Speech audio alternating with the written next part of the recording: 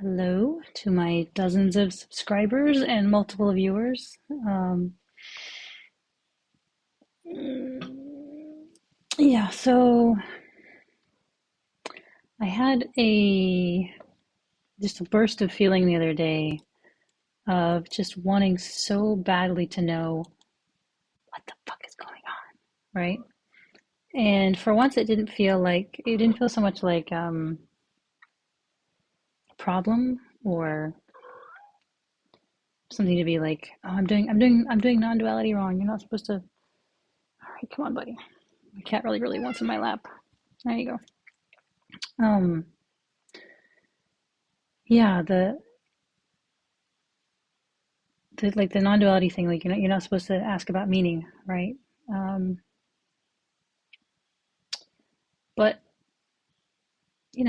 for once it didn't feel like anything other than just a burst of life, just fiery life, desire, but desire not in the grasping sense, but in the kind of fun sense, if that makes sense. It's like maybe I'll know it, maybe I won't, but it's I don't know, there's nothing wrong with the desire itself. And so, anyway, meanwhile, somebody, just after I made my last video, somebody posted or commented on one of Angela's videos. Um, I have a question about non-dual perception. I don't get why it matters, why it's so important and worth doing special practices to get it. I understand that the reality I perceive is augmented and manipulated by my mind, and have experienced moments where that overlay drops, and it's quite pleasurable and mysterious. But once this aspect of conditioning is recognized and acknowledged, why not let it be? Um, so, I responded not with an answer, but with, I'm curious about the same thing. Is the point to enjoy life more? I mean, and I was kind of talking about the whole non dual path, right? Is there no real point at all? It's just something to do and it's more enjoyable, so why not? And Stargirl, kind of the it girl of Angela's comment sections these days, which is something I would have said with maybe irony or even like a little bit of envy, years ago. But whatever. She seems like a cool person. She's got a nice name. I have no idea who she is. If it is a she, I assume it is. But anyway, she responded to me, it's just much lighter to live without it. The overlay comes with a heavy energetic load, like a weight you have to carry all the time. And I responded, right, but is that it? Lighter load and more flow, greater insight, etc. All that is fantastic, of course, but that's it, as far as we know. Enlightenment is just a more light, fun, colorful, vibrant way to live. And she did like three laugh emojis and then, yes, what more could you want? And I was, being a little bit ironic, but I was like, a sweeping, dramatic narrative of a cosmic battle between good and evil, in which I alone am the chosen one, of course. Um, but it kind of got me to thinking, like, what actually is it that, because, there is something that wants there to be meaning. And what does meaning mean? I don't know. You get into very murky waters, but still, I did an ecstatic dance class yesterday in which when a really dramatic song came on, like really cinematic, like, you know, um, I was dancing around and imagining myself like a goddess, just crashing planets into each other just to see what happened. And seeing, all of time in a blink or a streak, like the millions of years the dinosaurs were on the earth. So it plays this long, right? In time, in apparent time. Um, I mean, whatever, we'll say this long, right? So all those millions of years of the dinosaurs evolving and hunting and eating and stomping and swimming and flying, whatever they did, right? Um, and then, you know, send an asteroid, wipe them out, and then, this much time passes, whatever. Uh, right. And then humans come on the scene, and it's like this much time, right? We're like the a blink of a blink, um, and our whole species, much less our civilization, much less our lifetime. And something in me, speaking for myself, wants to be able to make some sense out of that. Like, it doesn't seem truly random,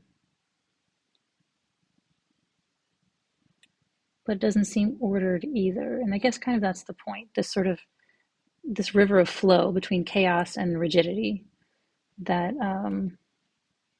Dan Siegel talks about when he talks about regulation of the nervous system, right? Like you don't want to just be like, ah, but you also don't want to be like shut down. So yeah, and that's kind of the middle path, the vast middle path with effectively infinite potential, I guess, as far as we're concerned. And is there somebody just seeing what happened? Like how did who snapped their finger and started it all? Nobody. It's just a little fart. I mean, seriously, I want to know. I want to know the whole cosmic story and the whole metacosmic story. I always have. Probably always will. Probably. I mean, it's yeah. It's probably not going to happen, but that yearning to understand everything down to the smallest and up to the biggest. I guess it drives our species to some extent.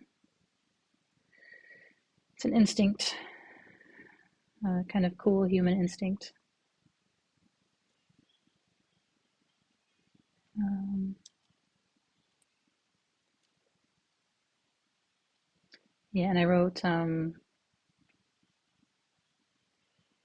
just I was making notes. I said, in some ways, the non-dual perspective seems like a rather meaningless, purposeless existence. Uh, so, I mean, given that, even a purely materialistic view of the universe, we're so insignificant, much less on a metacosmic, you know, uh, scale. So, I mean, part of us does want some big narrative. We're a story-based species. That's how we make sense of things. And if there's no story, yeah, it just feels like. I mean, I wonder to what extent Hollywood has made us even more not just story based, but kind of treacly story based. Like you think of this of the tragedies of guys, chill out. You think of the tragedies of the Greeks and Shakespeare and that kind of thing. They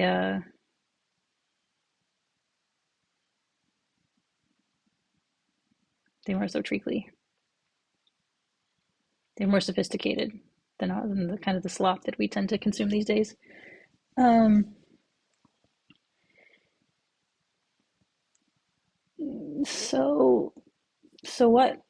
How do you live based on not knowing, based on things looking pretty not the way we're conditioned to think of them? Well, I wrote the thing is, once you face the possibility of meaninglessness or the possibility that you'll never know as a human one way or the other, then what? Well, you still develop yourself. You can still find kindness. You still help others. although we don't always know what helping actually means. Um, there's basically endless room for growth and exploration. Um, our life or our experience is a simulation, even in the purely materialist paradigm, because it's meat jello interpreting input and turning it into a world complete with stories and meanings that we pass on to other blobs of meat jello and all decide to believe them together. And that's society, or that's a culture, or that's a religion, or that's, you know, commune, whatever it is.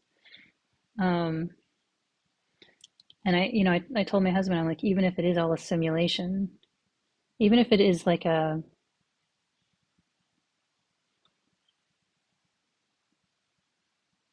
literally some kind of computer AI that's just spitting out.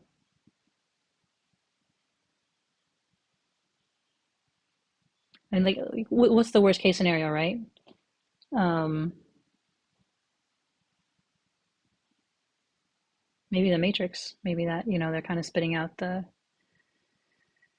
simulation of the world that's all just fake and control and ultimately controlled, and they're going to, they're using our biology or whatever as batteries, um, and we're never going to find out. So what then? Even then, I told him, like, there's enough poetry to the world, my own conception of poetry, my own conception of wonder.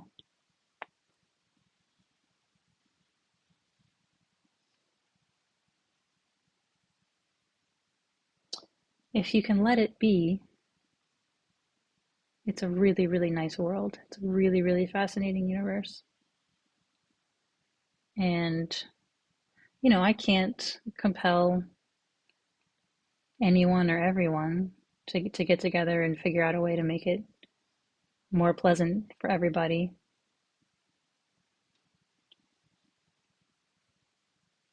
I've tried,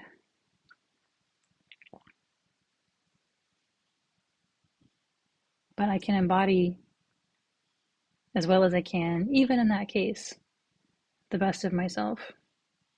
I can try. I can try to align with whatever the hell I am. Simulation, spark of God, a collection of genes just blindly trying to perpetuate themselves.